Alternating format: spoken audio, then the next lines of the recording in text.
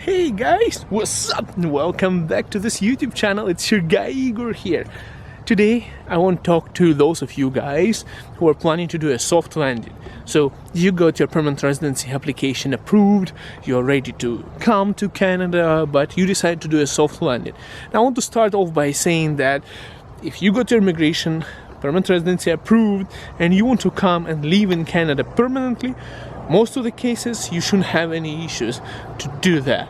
But if you are planning to do a soft landing, it's no longer allowed especially during the COVID-19 situation. Now, what is the consequences? Well, if you decide to do the soft landing in Canada, well, the consequences can be is that you might not be able to return to Canada, you might not be able to enter Canada, and you might jeopardize your application. So don't do it. Don't do the soft landing. For those of you guys who don't know what soft landing is, I'll explain it to you in an example. So I studied in Centennial College in Ontario, Toronto, Scarborough, on Progress Avenue. And I had a friend from Russia who also studied in Centennial College. He then stayed on his work permit. He had enough experience, he had Canadian education, he was eligible to apply for permanent residency. He got fed up with Canada, went back to Moscow, and decided to anyways apply for permanent residency.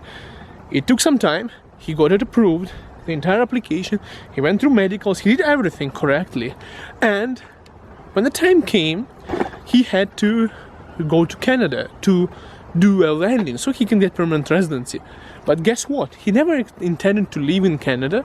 He just wanted to have options and to have the privilege of having the permanent residency card, so you can travel more countries with it, right? There is lots of, especially in South America, legislation where it's way easier if you get permanent residency card. So he came to Canada, he landed, got his PR card, permanent residency, went back to Russia. And we even spoke recently to that guy, and he was saying, well, my PR card, well, it's going to expire if I don't stay long enough in Canada, a certain amount of years when it's valid, right? So he wanted to come here to see if he should come to Canada to live or not. So he was evaluating his options because he didn't want to lose the permanent residency status. So that's called soft landing. Usually it's either people who want to come back and live here later, or people who just don't want to live in Canada. They just want to get the status, get privileges of that status.